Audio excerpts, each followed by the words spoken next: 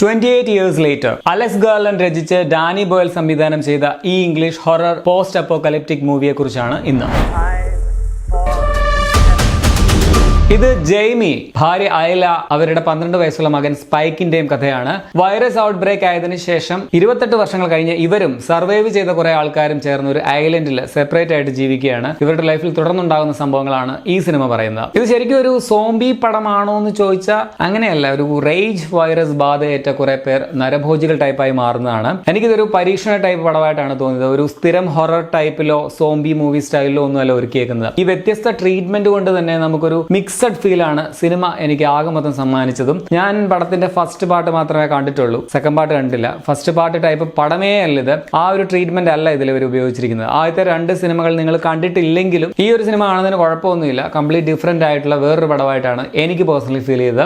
Genre ഉൾപ്പെടെ മൊത്തത്തിൽ എല്ലാം ഡിഫറെന്റ് ആയിട്ടാണ് തോന്നിയത്. വളരെ വെറൈറ്റി ആണെന്നുള്ളത് ഇതിന്റെ പോസിറ്റീവ് തന്നെയാണ്. ഗംഭീര സിനിമാറ്റോഗ്രഫിയാണ് പടത്തിന്റെ വേറൊരു മികവ്. സ്റ്റണ്ണിങ് വിഷ്വൽസ് എന്ന് തന്നെ പറയാം. ഈ വിഷ്വൽ സ്റ്റോറി ടെല്ലിംഗ് സ്റ്റൈൽ കൊണ്ട് നമ്മളെ പടം കാണാനായിട്ട് പിടിച്ചിരുത്തുന്നുണ്ട്. ഒപ്പം അഭിനയിച്ച ആൾക്കാരുടെ എല്ലാം ശക്തമായിട്ടുള്ള പ്രകടനങ്ങളും സിനിമയിലുണ്ട്. ആദ്യം തന്നെ എടുത്തു പറയേണ്ടത് സ്പൈക്ക് എന്ന പയ്യനായിട്ട് വന്ന ആൽഫി വില്യംസ് എന്ന ബാലതാരത്തിന്റെ പ്രകടനം തന്നെയാണ്. പയ്യൻ കൊള്ളാം. അവനാണ് സിനിമയിലെ ഹീറോ. അവനാണ് സിനിമ സ്വന്തം തോളിൽ കൊണ്ടുപോകുന്നത്. അയല ആയിട്ട് വന്ന ജൂഡി കോമറും അച്ഛനായിട്ട് വന്ന ഏരൻ ടൈലർ ജോൺസൺ ഫസ്റ്റ് ഹാഫിൽ കൊള്ളാമായിരുന്നു. സെക്കൻഡ് ഹാഫിൽ പുള്ളിയുടെ പൊടി പോലും ഇല്ല കണ്ടുപിടിക്കാൻ. ഡോക്ടർ കെൽസൺ ആയിട്ട് വന്ന റോൾഫ് ഫെയിൻസ്, എഡ്വിൻ റൈഡിംഗ് തുടങ്ങിയവരും നൈസ് ആണ്. ആന്റണി ഡോഡ് മാനിലാണ് സിനിമയുടെ ക്യാമറ.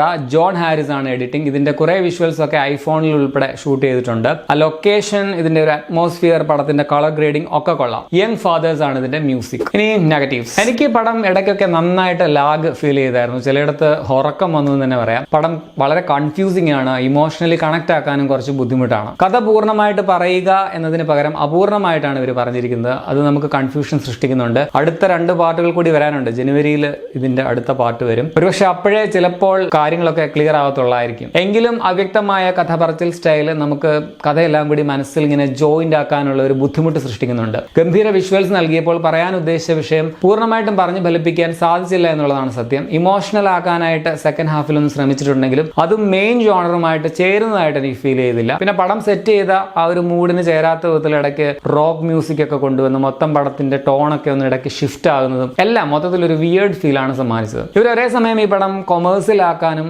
അല്ലെങ്കിൽ അവാർഡ് ടൈപ്പ് അല്ലെങ്കിൽ ആർട്ട് ഹൗസ് ടൈപ്പ് ആക്കാനും ശ്രമിച്ചിട്ട് രണ്ടും ആകാത്ത അവസ്ഥയിലായി പോയതുപോലെയാണ് ഫീൽ ചെയ്തത്. സോ ആഗമത്തിന്റെ ടോട്ടലിൽ ഒരു വൺ ടൈം വാച്ച് മൂവി ആയിട്ടാണ് എനിക്ക് തോന്നിയത്. എനിക്കൊരു മിക്സഡ് ഫീൽ ആണ് സിനിമയെ കുറിച്ച് ഉണ്ടായത്. ഒരു പൂർണ്ണ തൃപ്തിയൊന്നും കിട്ടിയില്ല. സ്റ്റിൽ ട്രീറ്റ്മെന്റ് വ്യത്യസ്തമായിട്ടുള്ള ഒരു പടമാണെന്നത് സത്യമാണ്. വിഷ്വലി ഗംഭീരമായതുകൊണ്ട് തിയേറ്ററിൽ വെച്ച് കണ്ടാലേ നിങ്ങൾക്ക് എന്തെങ്കിലുമൊക്കെ ഒന്ന് ഇഷ്ടമാവുകയുള്ളൂ. So not everyone's cup of tea എന്ന് പറയാവുന്ന പടമാണ്. എന്തെങ്കിലും ഫ്രഷ് ടൈപ്പ് പടം കാണണമെന്ന് ആഗ്രഹിക്കുന്നവർക്ക് ഒരു വിരുന്നാണിത്. ഞാൻ പടം കണ്ടത് ചങ്ങനാശ്ശേരി രമ്യ തിയേറ്ററിലാണ്. പതിവ് പോലെ ഇംഗ്ലീഷ് സബ് ടൈറ്റിൽ ഖുദാഗവ. വയലൻസ് ഉണ്ട്, അതുകൊണ്ട് തന്നെ 18+ ആണ്. 1 മണിക്കൂർ 56 മിനിറ്റ് ആണ് സിനിമയുടെ റൺ ടൈം. അപ്പോൾ നിങ്ങൾ ഈ സിനിമ കണ്ടിട്ടുള്ളവരാണെങ്കിൽ നിങ്ങളുടെ അഭിപ്രായം കമന്റിൽ രേഖപ്പെടുത്തുമല്ലോ. ശരി എന്നാൽ.